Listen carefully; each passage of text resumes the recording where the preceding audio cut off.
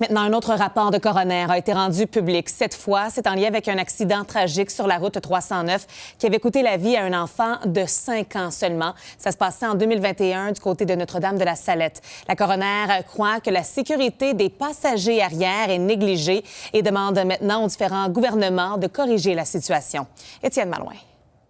Le jeune Riley Armstrong avait subi une fracture du crâne après que sa tête ait violemment frappé l'appui-tête du siège avant. La voiture que conduisait son père avait percuté de plein fouet un autre véhicule qui arrivait en sens inverse. Sa grande sœur avait aussi subi un traumatisme crânien, mais avait survécu, le père également. Par contre, le conducteur de l'autre voiture avait perdu la vie. Ce qu'on apprend, c'est que les appuis-têtes sur les sièges des passagers avant se lèvent immanquablement lors d'un impact. Fait qu'il faut corriger ce problème-là. La coroner insiste sur le fait que ni la vitesse ni le cellulaire au volant n'étaient en cause. Elle mentionne également que le siège d'appoint était bien installé. J'ai fait ressortir tous les décès d'enfants sur des sièges d'appoint survenus dans les 5 dernières années.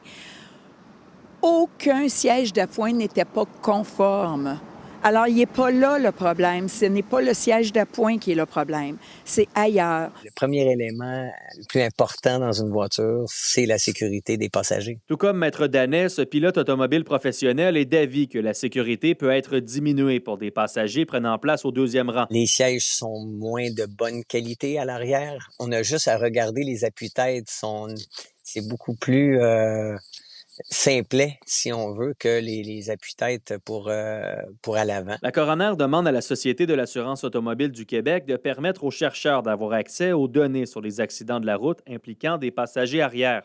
Par courriel, la SAAQ mentionne être en accord avec cette recommandation et ouvert à partager ces données aux experts de Transport Canada qui souhaitent réaliser des études sur la sécurité des passagers arrière ou sur tout autre sujet de sécurité routière. La coroner demande également à Transport Canada d'effectuer des études sur la cinétique des passagers arrière lors de collisions, notamment lorsqu'il y a des sièges d'appoint, mais aussi de se pencher sur le comportement des appuis-têtes lors d'un impact.